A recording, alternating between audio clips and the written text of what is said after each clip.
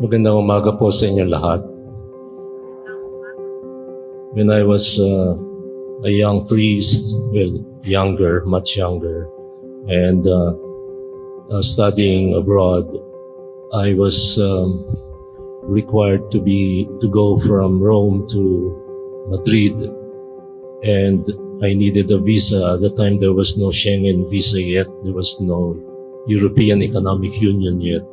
So I went to the Spanish embassy in Rome, and I was dressed like any domestic helper with my gray nondescript shirt, and I looked very shabby, I guess. So nobody was entertaining me, and they wouldn't let me, follow the right order according to the line. I fell in line. And so I said, after more than 45 minutes waiting to be waited upon, I went back home and put on my best suit. And then I went back to the embassy. Within 5 minutes, I got my visa. And it was because I was dressed for the occasion. Overdressed, in fact. When I was in Canlubang, I went to the bank one day, and I was in slippers and in my, again, nondescript shirt. So nobody was paying any attention to me until somebody recognized me and called me, shouted, "Father, you're here." And then everybody waited upon me, and I said, "You don't have to. You serve rightly the one who came before, and not because one is a lawyer or one is a priest or anybody special, because all of us are equal." Well, that was my first two lessons on practical humility. I'm not saying I'm humble. I'm proud like every one of us are. Every one of us is. I'm just telling you that story. Now let me tell you another story that happened by the seaside. There was a young girl that was apparently drowning, so everybody was trying to be of help.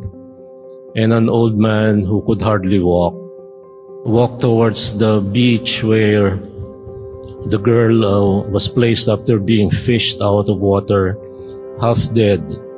And the old man started giving CPR.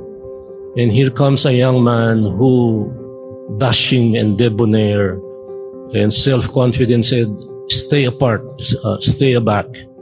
All of you, ikaw din, lolo, alis ka dyan." And so the young man started giving the girl CPR. The girl revived. So everybody was congratulating the young man, including the old man, who said, "You've done very well." And within a few minutes, it was the turn of the young man to be in respiratory distress. He got some mysterious attack of some sickness or other, and he needed to be brought to hospital. And the one who brought him to the hospital was that old man, who stayed with him in the ambulance and then gave him the necessary CPR to save his life. The young man recovered and soon realized that the old man was a doctor. And so the young man said, "You should have told me you were a doctor. You know better." But then the old man said, "It doesn't really matter whether you call me a doctor. What matters is that we both came to the rescue of the child because we wanted to save a life. And you did. And therefore you did very well." You know, there is something more important than titles.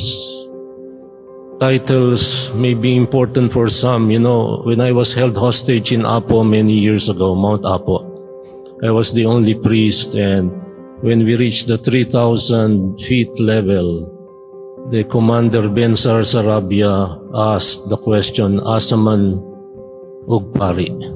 Nasaan yung pare? And We were brought and held hostage in a place, a typical provinciano house up on Mount Apo, the foothills of Mount Apo, that is. And the wall was peppered with the obligatory diplomas of everybody, every member of the family. We Filipinos love to display diplomas. It's less now, but once upon a time, when you went to visit homes, in the sala you would see all the diplomas and certificates of appreciation that the children ever received in their whole scholastic lives.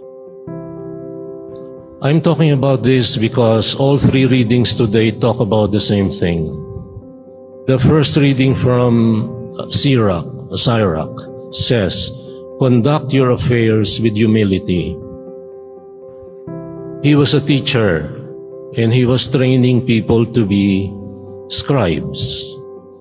And therefore he knew what he was talking about. To be a scribe, to be an interpreter of the law, was the equivalent of being a lawyer in our times. They were important people.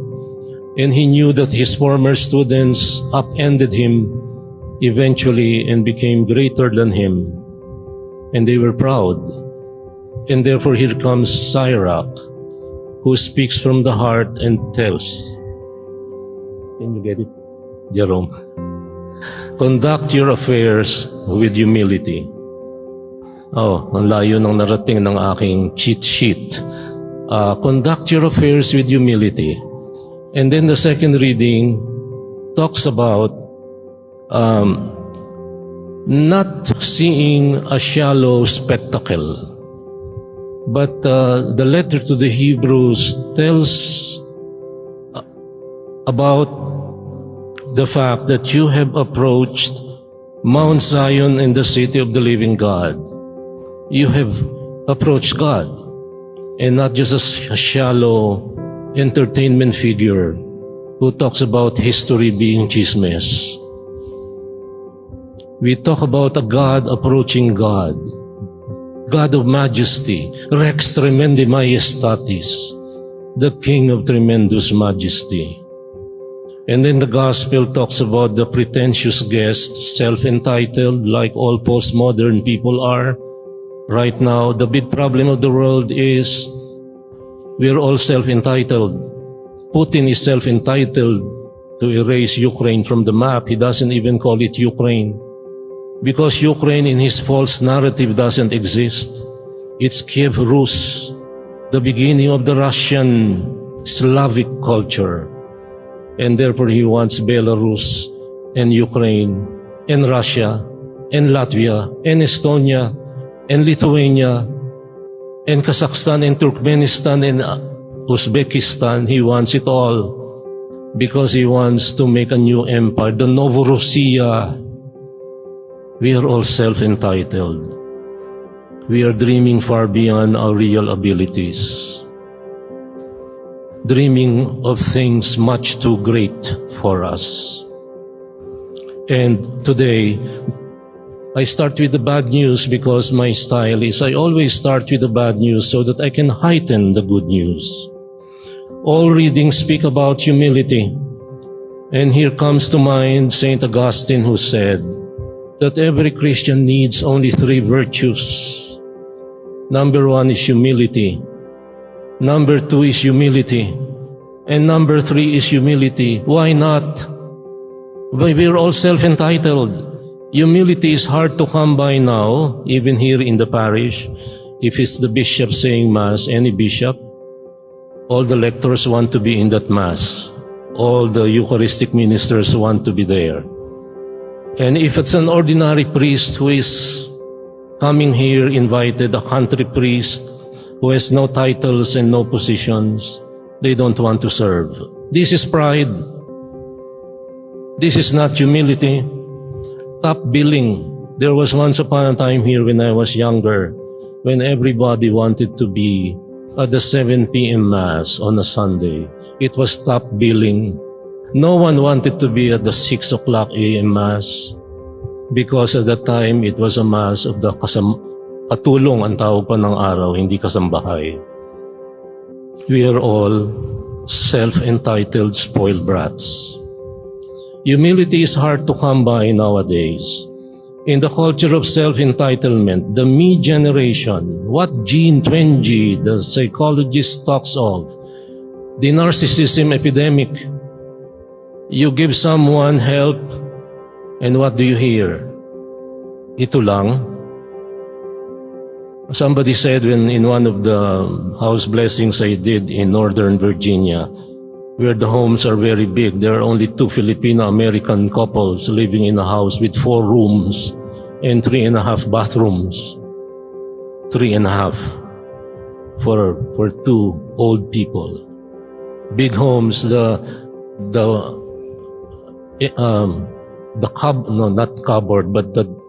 cabinet alone, the dresser is bigger than a house here in the Philippines. A culture of self-entitlement, narcissism epidemic, a culture of false narratives, wokeism. And so when you tell it like it is, what do you do in front of a culture of narcissistic spoiled brats? Ang sagot nila pag nagturo ka ng tama, ikaw na ang magaling. You're being canceled out. Canceled out for telling the truth. And what else? The church is canceled. Medieval. You're a hopeless medieval creature. A creature of the medieval popes. And therefore, when you talk about something that they don't want to hear, ganyan talaga kayo eh. Hindi na uso. Hindi na uso. Wokeism. Cognitive behavioral therapy capitalizes on this basic framework. According to cognitive theorists, psychologists, our problems spring from false narratives. I am the best. I'm okay. I'm better than everybody else. Cognition, emotion, action. If my cognition tells me I deserve to be number one, the me generation, I am number one. I deserve the adulation of everybody. Cognition. What does that lead to? The emotion that you are feeling so great about yourself. And the cognition and the emotion blooms into action. Therefore, step aside, you old man, step aside. You don't know anything. You are a hopeless medieval creature. You have no right. And somebody even told me, why do you talk about abortion? You have no uterus. Wala kang matres. Positionality. And therefore, you cannot talk about anything anymore. What is your title? What's your pedigree? Where do you come from? And so I hear in one diocese in the Philippines, and he says about the bishop, you can take somebody from Pasil, but you cannot take Pasil out of the man. Pride. We are all guilty of this.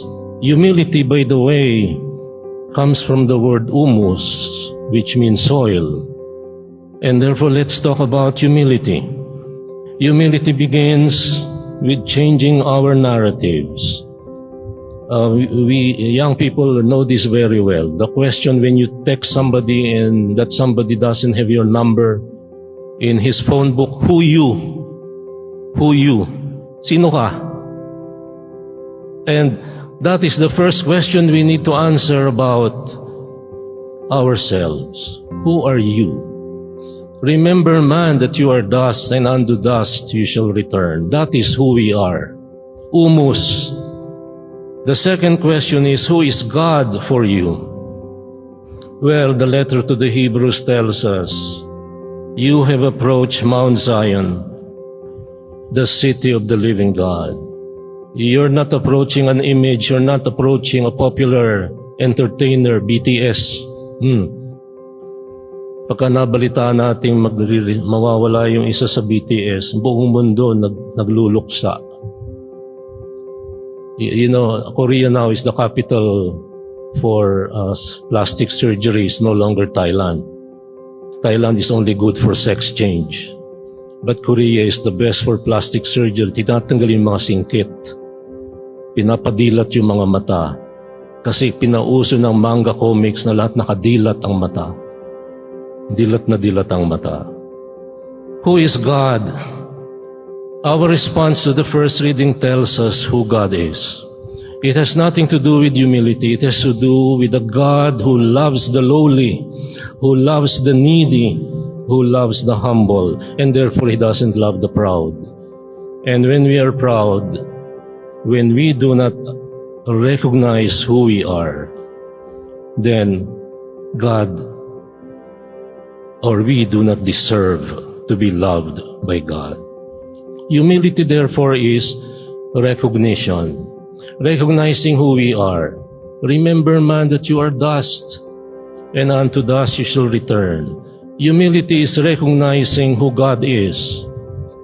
A God who loves the lowly, the needy, the humble, the poor, the orphans, those who are not being invited to dinners, those who don't count, those who don't belong, those who are not dressed properly for the occasion. Before the end of this Mass, at the high point of this Mass, we will all pray that prayer of utter humility. Domine non sum dignus ut intres subtectum meum sed tantum dic verbo et sanabitur anima mea. Lord, I am not worthy that you should enter under my roof. Speak but the word, and my soul shall be healed. This is humility in concrete. We are all hopeless spoiled brats. We expect much more than we really deserve. We all want to be treated differently. And I heard it from one priest-psychologist in one of his writings. When a priest, a humble priest, gets appointed to be a bishop and wears a mitre, his head literally and figuratively becomes bigger because of the mitre. Position changes us. Power changes our mentality. Cognition, emotion, action. If your cognition tells me I'm great, I'm better than everyone, I deserve adulation and respect, cognition, emotion, action, then you behave accordingly. But today the Lord tells us in no uncertain terms, when you go to a party, go sit at the lowest point. At the last, Father Myers was telling the story of a parish somewhere in the United States, in the Midwest. And a guest noticed that all the pews at the back were marked reserved. And the sacristan was asked, how come the guests or the pews at the back are all reserved? Oh, they were reserved by the humble people in the parish. What do you mean? Oh, they bought the pews. So you have a lot of humble people. And the sacristan said, tongue in cheek, oh yes, our parish is very proud about our humility. We are very proud about our humility. It is a double-edged sword. But then the parable of the Lord tells us of this man, when you're invited by someone, do not recline at the highest place of honor, because a more distinguished guest may come around, and then you will hear the very humiliating, not humbling remark. Can you please give your way to this other guest? You sit down there at the bottom. And when you sit at the bottom, then you hear words that are very sweet to hear. Amice ascende superius. Come on up, my friend, to a higher place. In the bottom line is this: it is not up to us to elevate ourselves. When you recognize yourself, who you, and you recognize God, and who is God, then you don't build yourself up. You're a self-promoter if you do. The test that I often use for my counsel is, is the 5-factor test of personality. And one of the highlights of the test is it measures the individual's self-promotion status. Self-promoters are not assets in any community, because these are those who say, step aside, I'm here, I'll take charge, I'm the greatest. And there was one in history who said, I am greater than anybody, I will not obey. And you know who that is. You know very well who that is. God exalts the lowly and puts the exalted to low places.